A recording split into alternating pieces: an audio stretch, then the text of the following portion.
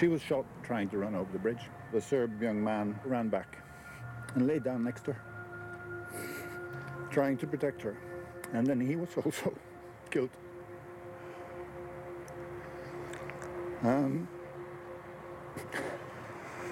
They're buried here next to each other in the same grave. Romeo and Juliet. Sorry.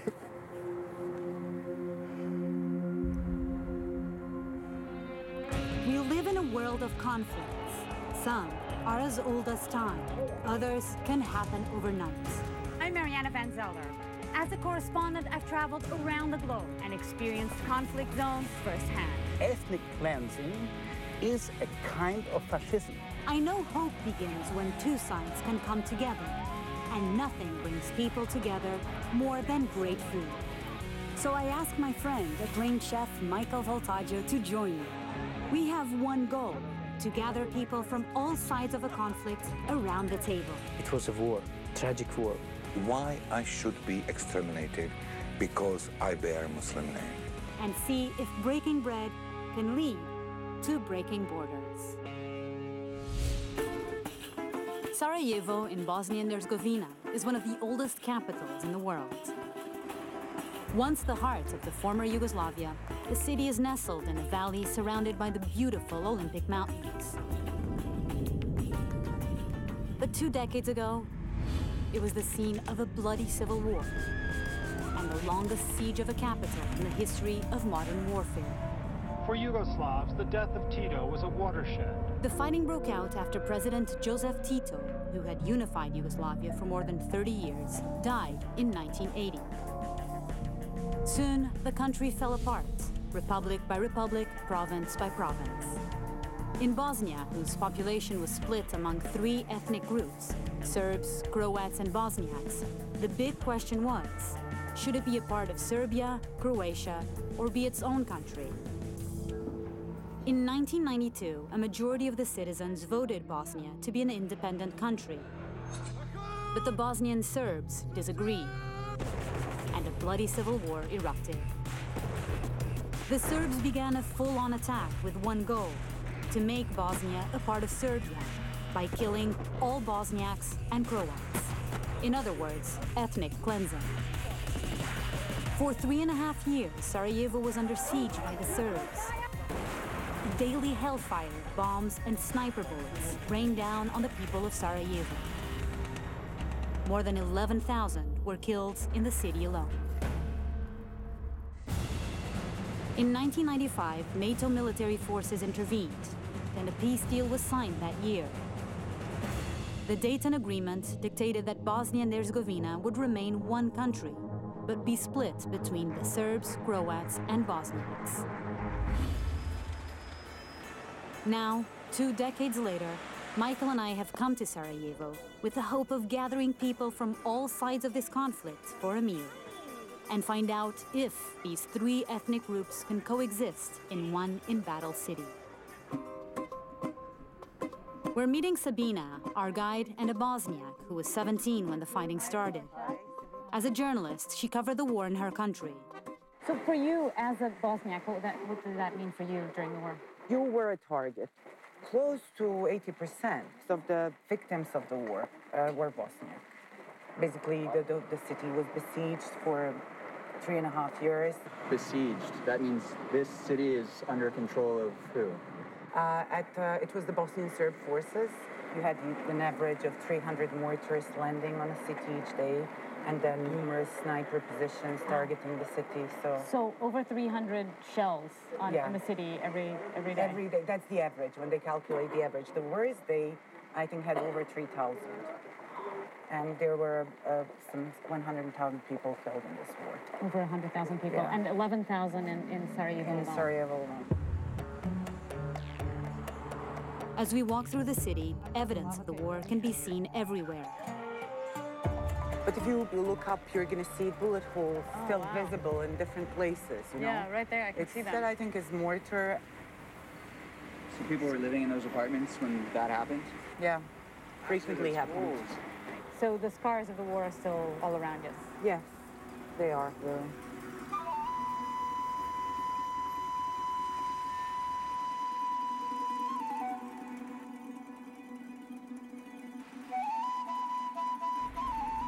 This was designed as a monument to the children that were killed during the siege. And the sculpture was to stand for a child being shielded by a mother. And the brothers and sisters of children who were killed were invited to walk on it. And then on the cylinders there, you have the names and the dates of birth and death of the children killed. It's crazy. They're all babies. With the raindrops, it almost looks like tears. 3-year-olds, 11-year-olds. Yeah. This is really powerful. 1 year. 1-year-old. Basically, everyone, everywhere was a target.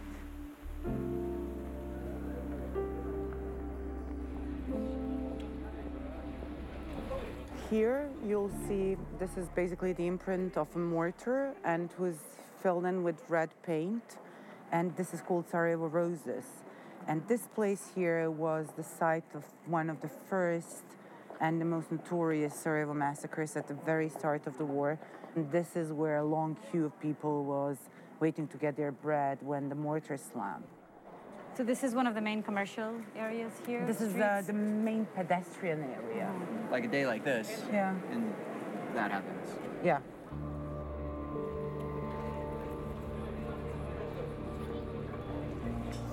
This way? This is the Coppersmith Street. You can actually hear them.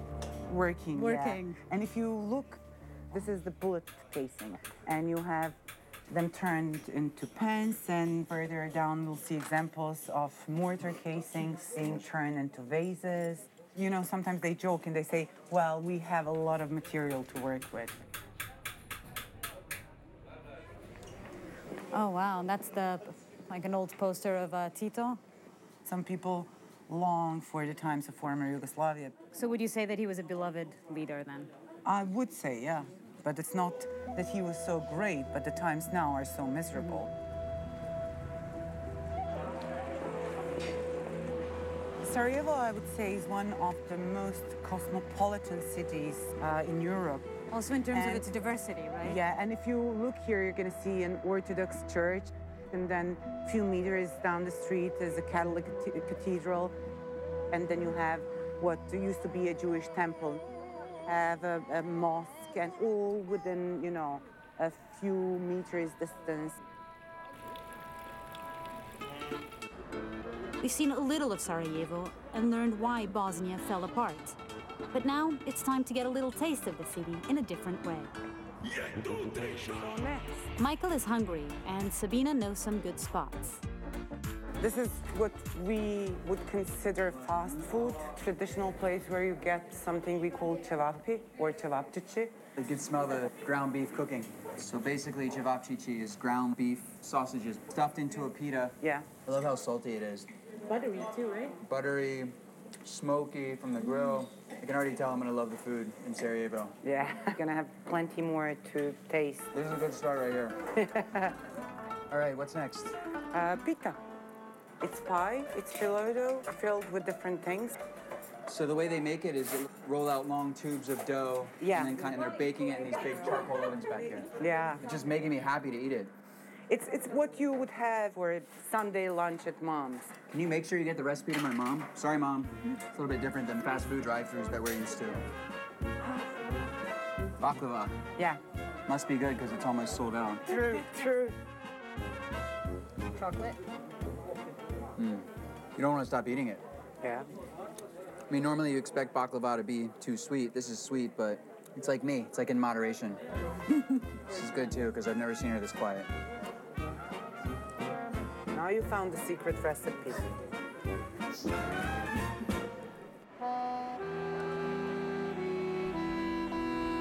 It's time to meet our first dinner guest.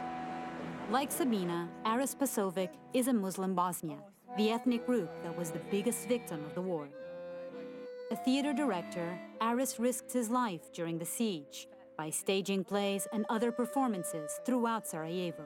What was it like? It's very much a hell, you know. You are like in a can, completely surrounded by the enemy, and you are not able to leave the city, or nothing is able to come, or nobody is able to come to the city.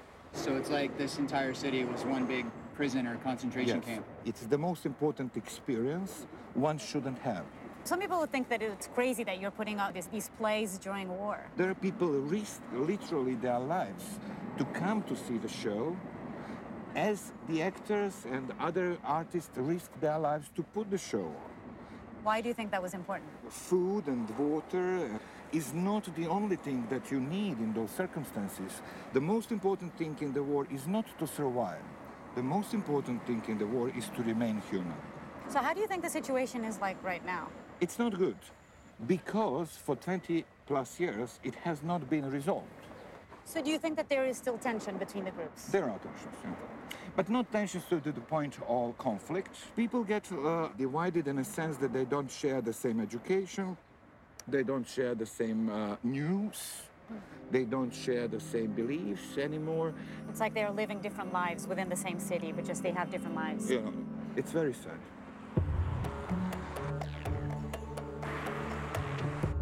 Because Sarajevo sits in a valley, it's perfectly situated to be besieged by an army.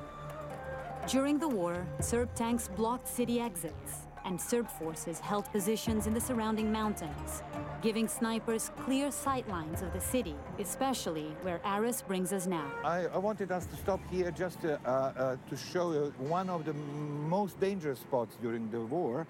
This is the beginning of what we call the Sniper Alley.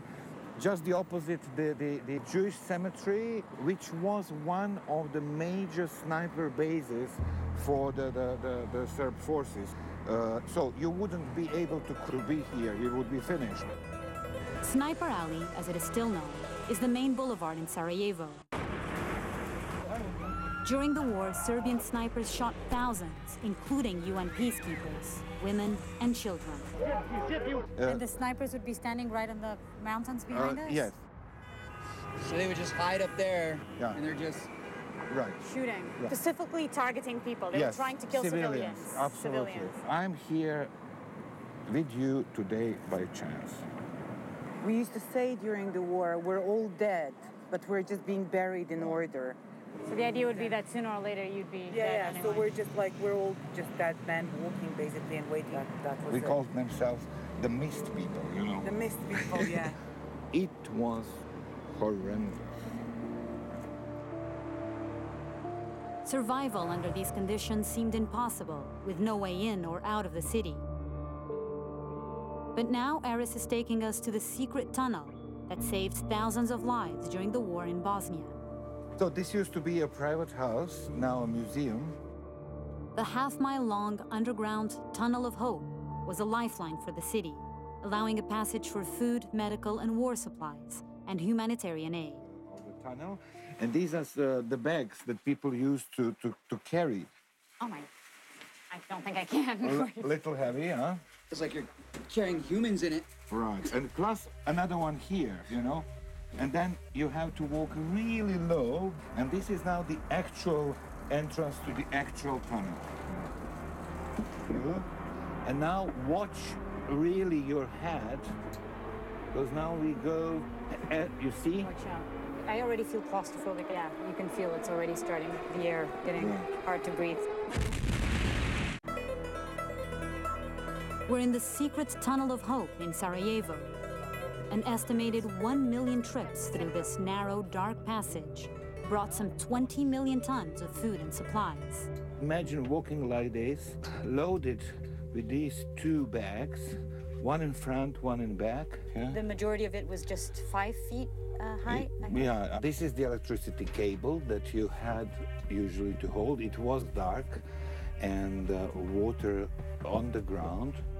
And this was, as you said, the lifeline. This is where people were in Sarajevo were getting their food, their medicine, their electricity. Also, the ammunition, you know, came through this line, because for the defenders of the city, they needed arms as well. I already feel claustrophobic as it is, and to know that there's shelling happening right above my head. Sometimes, you know, the military plane landing, you know, above your head. Yeah, you can feel it's already starting. We're just 5 hours here, and you already feel it's the air getting hard to breathe. So we should probably head out.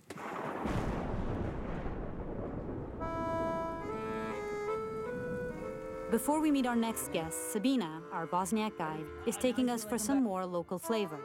Coffee here is special because it's such an essential part of our everyday. We like to say that we make it special way because we make what you would refer to as Turkish coffee. The custom was developed here during the Turkish times, but then we stuck with it. The sugar is like the sweetness of life, but then the coffee is bitter, so it's bitterness. So it represents the history of this country, too. Very much so, For us, the sweetness of life and the bitter, so... I'd say sweetness of life and the bitter. No sugar for him today. No. I'm already awake just smelling it.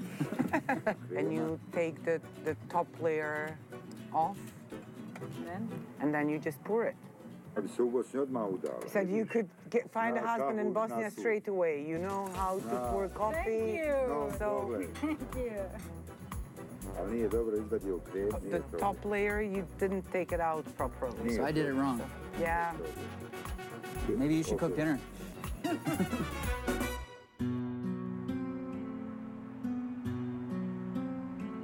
Before the war, Bosniak Serbs and Croats lived and died peacefully together as Yugoslavians. But today, the graves at Lion Cemetery tell the story of how that unity evaporated into a brutal war that killed thousands. Here, amongst nearly 4,000 of the victims, we meet our next dinner guests. Eric Ratfelder, a German reporter, and Morten Haval, a Norwegian war photojournalist. Both cover the conflict. The war in Bosnia was one of the first wars that I saw on television, and it's partly the reason why I wanted to become a journalist, because of the work of you guys. It's become a defining experience. This was sort of my Vietnam, if you want to call it that. This is where I came of age professionally. It was a organized, clear attack on civilians.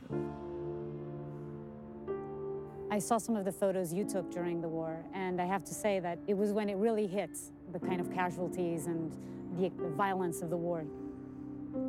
The population hoped that international action will happen. This is unbearable. How can this happen in Europe after the Second World War? Concentration camps, organized and systematic rape, firing at random on civilians over a siege that lasted for 3 years. As journalists, not only could you leave the country, but you could also go across the enemy lines and go and talk to the Serbian forces. How was that like for you guys? And so for me, it was not so easy to go to the Serbian side. In '93, I was also persona non grata because of my reports. I went 22 times into the city and out. Why did you risk your life 22 plus times? Ethnic cleansing is a kind of fascism, and I wanted to fight the fascism. I felt the responsibility in me that I have to report about this. Who will report if I will not go? It was a bit of a party atmosphere in many cases up on those hills. And then they would offer you to shoot a large caliber artillery piece. Would you want to try a machine gun, a sniper rifle, that sort of thing? And you'd ask them, well, what am I going to hit if I fire down into the city here with a large howitzer? And the answer would always be the Turks, which is this generic expression that they used for anyone in the city. But you asked that we meet here at the cemetery. Why is this an important location? We have a grave down here of a young couple. Boško, the Serb young man, and Admira, his Muslim girlfriend, attempted to flee in May of 1993. And they tried to run across a bridge. Boško made it across, and his girlfriend Admira didn't. Sorry. She was shot trying to run over the bridge and was lying there, not moving, or at least not able to move. And Boško ran back and laid down next to her.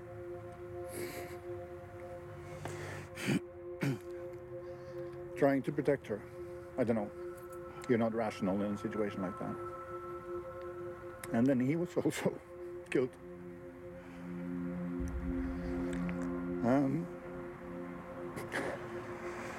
They're buried here next to each other in the same grave.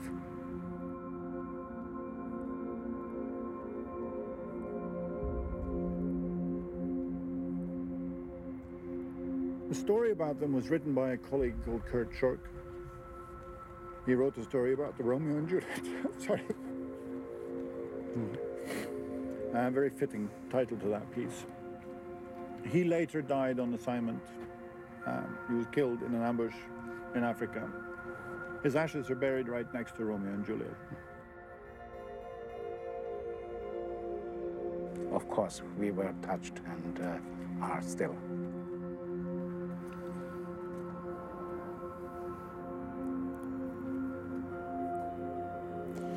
Sorry.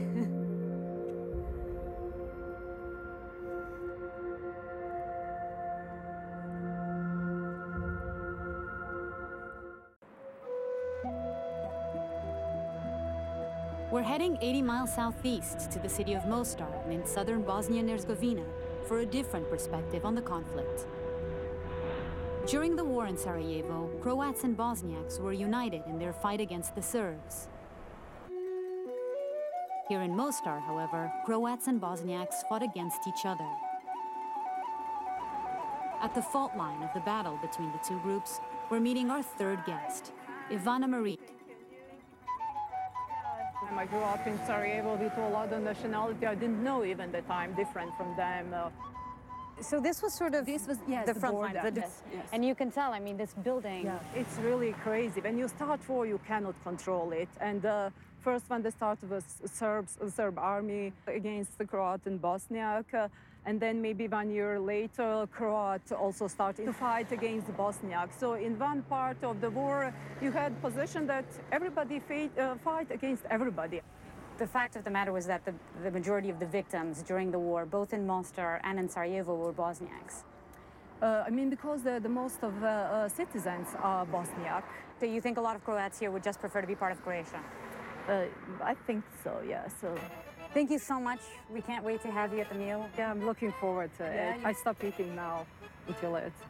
You have to prepare something nice, please, for I'll see what I can do. I'll see you at the dinner table. Yes. A symbol of the divide between the Croats and Bosniaks here is the Stari Most, a bridge that is one of Bosnia and Herzegovina's most recognizable landmarks. Built by the Ottoman Empire in the 16th century, the Croats bombed this bridge as a stand against the Bosniaks during the war in 1993. Ermin Saric, a famous Bosniak diver, is preparing to take part in a tradition that dates back to 1664. To plunge into the frigid Neretva River below. How old were you when you started jumping? My first jump, I have 14 years. 14 You were years old? 14 and you jumped from here? Yes, of course. Why not? Why? Not? Why? I don't know. I love this sport. You do? Yes. I jump when little boy. I jump every day, every time in summer and winter. I am professional jumper. It's about 100 feet. Yeah, It's 100 feet. He's going to jump off of a perfectly good bridge that's 100 feet above the water. This is great. You have to film this.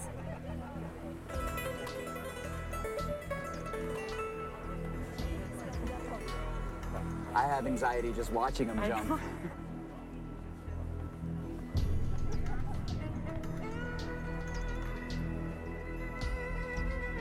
And there he goes.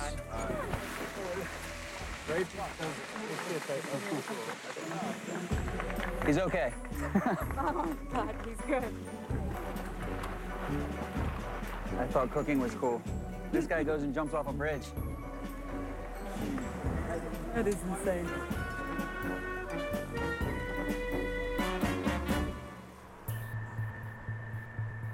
And now we're heading back to Sarajevo to meet our final dinner guest, a Serb.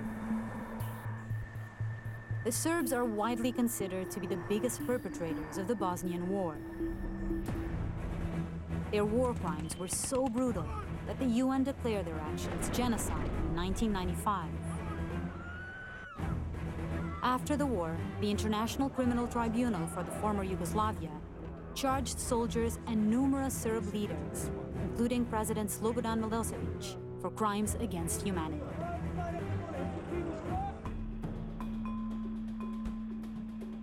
We're at a former wartime Serb stronghold in East Sarajevo to meet its mayor, Ljubiša Kosic.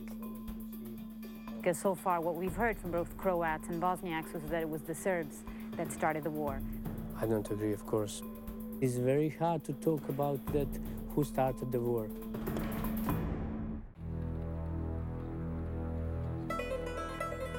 We're in East Sarajevo meeting with our final dinner guest, Mayor Ljubiša Kosic, a Serb. It is very hard to talk about that, who started the war. If you ask me who started the war, I will tell you all of us started the war. Many parts of this country were attacked before the April of 1992. In 1991, the place which name is Brod, in that city many crimes were committed against Serbs, and Croatian forces committed that crimes. But the majority of the horrendous attacks that happened during the war were perpetrated more from the Serbian side, according to the people that we've been speaking to. Okay, I can tell you that there are many examples where many crimes are committed against the Serbs, many. It was the war. You are taking the position from which place you are going to fight. You know, it is very hard to speak about the number of victims. If you speak about the numbers, yes, you are true. The biggest number of victims are Bosniaks. You know, but if you speak about the crimes, each side made crimes against the other nation, each side. So obviously it was a war and there were deaths on both sides. But according to the international community and the people standing trial right now as war criminals, those are Serbs. One very hard voice from my nation is we do not want to recognize Hague Court, International Hague Court. There are a lot of Bosniak leaders who were obviously in power to command some crimes. They haven't been accused in that court. So it is a political court organized to accuse a huge number of Serbs. But you don't think they should be tried in an international court? You'd prefer for them to be tried here? Yes, but yes, let's give a chance for Serbs to defend them, and let's give a chance to Bosniaks to accuse them on our domestic court. What do you think they're going to be guilty of? Probably for many of the crimes for which they are accused.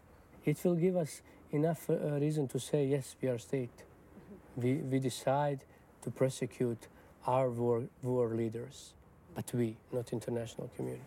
I think our other guests completely disagree with you on that. Of course. And I can't wait to hear you all discuss this at the dinner table. It's okay.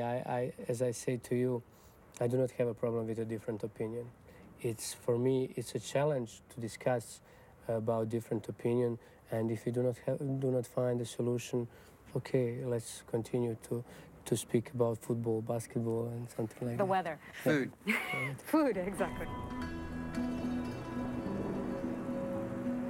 As the day winds down here in Sarajevo, I can't help but feel anxious about how it all will play out tomorrow at our dinner. We've met our guests, and despite the fact that all parties fought in the war, according to the international community, there is one clear perpetrator. How will the Bosniak Aris and the Croat Ivana deal with Ljubiša, a Serb, a member of the ethnic group known to be behind the genocide? And how will the presence of international journalists affect the debate? I've said it many times growing up, watching the conflicts and the war here in Bosnia, and I always saw the divisions between the different groups, but now coming here and seeing it, there's much more, surprisingly for me, that unites them than that divides them. So it changed my perspective. It still is a really confusing conflict to me, too. Amazing people that were living together, and culture didn't matter, and religion didn't really matter. Mm-hmm. And then that stuff mattered because they were told it mattered, because their life depended on what they believed or didn't believe. I actually feel pressure for this dinner. You do? To tell a beautiful story, since we've been listening to a bunch of horrible stories.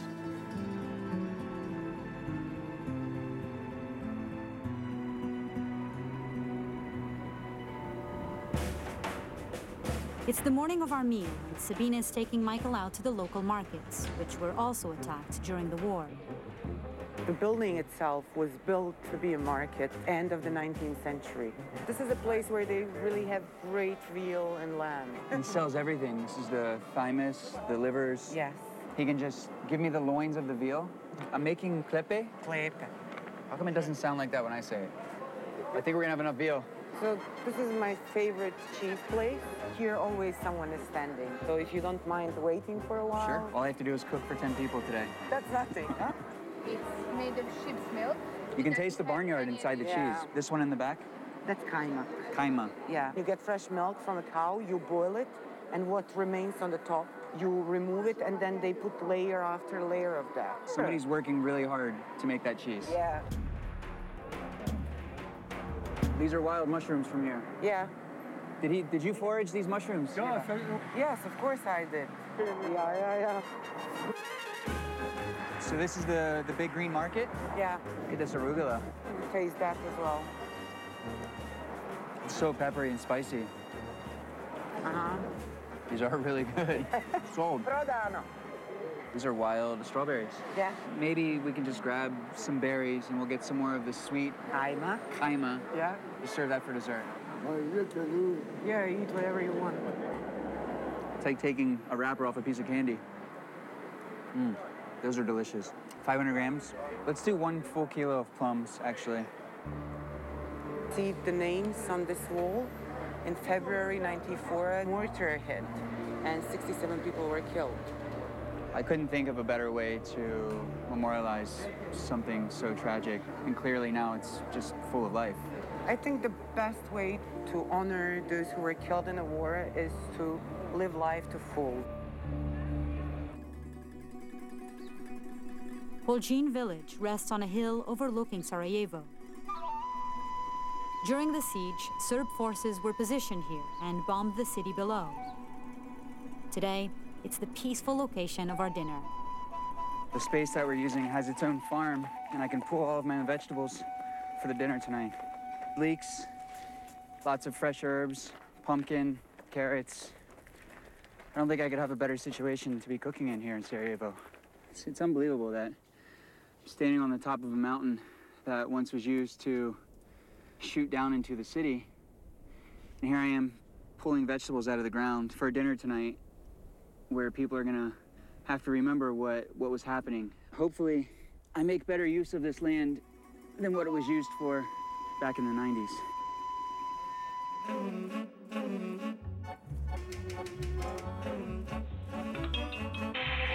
This is the filling for the clepe.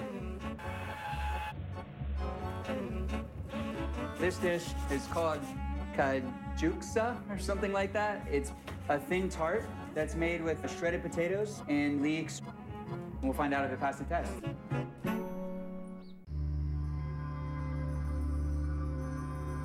Atop a hillside overlooking Sarajevo, where 20 years ago Serbian forces besieged the city, Michael has finished preparing a meal for our dinner guests. Hello, Lubisha. Thank you so much. Lubisha Kosek, a Serb. Hello, Aris. How are you? Aris Kosovic, a Bosniak. Hello, Ivana. Thank you for coming. Ivana Marit, a Croat. And also joining us are Morten Haval, a Norwegian photojournalist. Thank you so much for coming. And Eric Radfelder, a German war reporter. How are you doing?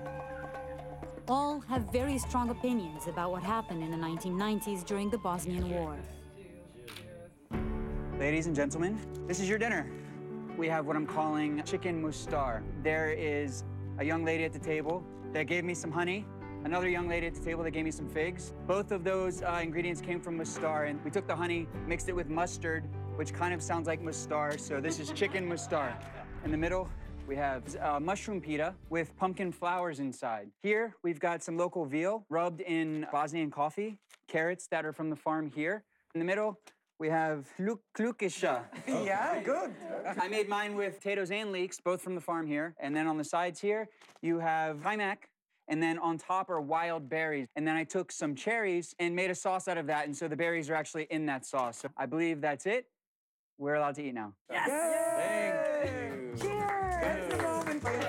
please dig in. Hey, I'll stand back. You need some sauce, pizza? Yeah, we'll go through. Ja ću malo kasnije. We have the shallots. Heading to the chef. Yeah, fabulous. Thank you. So we had a wonderful, wonderful meal. Thank you so much, Michael. This was really fantastic. And a very big contrast from the food you were eating during the war. Can you talk a little bit about that food, the kind of food you would eat during the war? What was that like? We didn't eat much because we didn't have much for 4 years. And even today, every time I cut a tomato, I remember war. And now it's really painful when I need to throw some food out. No offense here. This was the second best meal I ever had. The first best meal I ever had was like second year into the war, and everything we ate was tasteless. When I found a tiny bit of mustard left in a tube, and we had this bread, and I've put mustard on it. And that was like, it had taste. And for you, Eric and Morten, you were journalists here, you were covering the war. You were able to get a little bit more food from the outside. How was it for you guys? Obviously, we were privileged compared to the vast majority of the local population because we had money and were able to purchase whatever was available in the black market. And even then, we wound up eating macaroni for 6 weeks in a row because there wasn't anything else available. Before our war, we thought that Holocaust is not possible to happen again. And what is horrible reality, genocide happened again, is so terrifying. Why I should be exterminated because I bear a Muslim name. It was a war, tragic war. Serbs took positions on the hills. Because of that, people in the cities were surrounded. That was a war. What will happen if the situation was opposite? Serbs were in the valley, Bosniaks on the mountains. But it didn't happen. Yes. I'm very sad because just one grenade, one killed just one person in Sarajevo. It was a mistake. No, it was not a mistake. It was planned. Everything was planned. And this was ethnic cleansing was planned. And this was not a secret. Sarajevo. After dinner, we're discussing the war with a Bosniak, a Serb, a Croat, and a pair of international journalists. Clearly, the emotions are still raw. I'm very sad because just one grenade killed just one person in Sarajevo. It was a mistake. No, it was not a mistake. It was planned. Everything was planned. And this was ethnic cleansing was planned. And this was not a secret. It's your opinion. That's your opinion. No, it's not opinion. That's it's your proved. opinion. It's proved. Please, so you want to say, as a foreigner, that my father has a plan to eliminate not your his father. neighbors. He was drawn into this. I was born in Sarajevo. My father was born in Sarajevo. My grandfather was born in Sarajevo. My grandfather was born very close to Sarajevo. Please, you do not have a right. You do not have a right. You do not have a right to tell me, as a Bosnian guy, that someone planned to kill Croats and Muslims. Please, each side has its own story. No, but you don't have a right to make a war. Who make a war? You will tell now Milosevic created a war. Yeah. I don't agree. Each side starts a war. Each side has weapons, and they start the war. So certainly, when we talk about the beginnings, we can have different interpretations. Of course. But I cannot possibly defend ethnic cleansing, rape of the women. So yes, there was a plan in which people like your father didn't have to be conscious about. But there were many who were part of this killing machine. And genocide is a very difficult thing to perform. It needs a systematic plan and execution. Genocide is not a traffic accident. And it's very difficult to kill 8,000 people in a few days. Okay, I'll tell you that about the things which you told, I had pretty different opinion. International Court in Hague, they qualified crimes in Srebrenica as a genocide. In Republika Srpska, we are trying to avoid that word because our present political authorities, we think that it doesn't happen genocide. It happened great and big massacre. We cannot know, we have to have trust in some international legal body that defines if we are going to about measure this. the crimes, Yeah. let's say Serbs made the biggest crimes. Yes, and that's fact.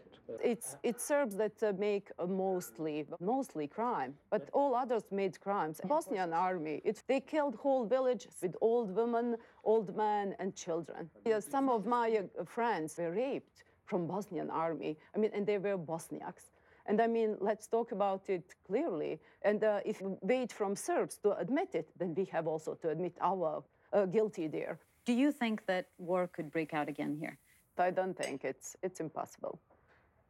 We do not need war again here in this place. If the will of Bosniaks, Croats, and Serbs, it is possible. How? With respectiveness. And we put collectively that in our heads, there is no war again. Believe me, just respectiveness and as we speak around this table, very open, very sincere, and very direct. What are your fears and your hopes for the future? My fear is that we're not going to stop talking less about the past and more about future. And my hope that instead of talking about what happened to us, we're going to be thinking about what we're leaving for our children. What we need in this country, a reality check, but in this straightforward, honest way, then there is a future for this country. One thing is sure, I think Michael would agree with me on this, is that the people sitting at this dinner table tonight are some of the most incredible.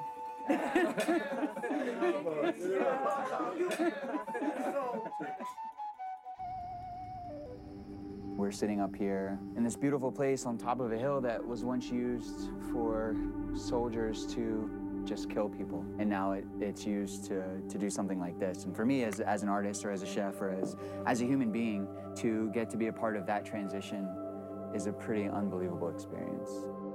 The hard part of it is that we hear these very sad stories: rape, indiscriminate killing, targeting of civilians, ethnic cleansing, massacres.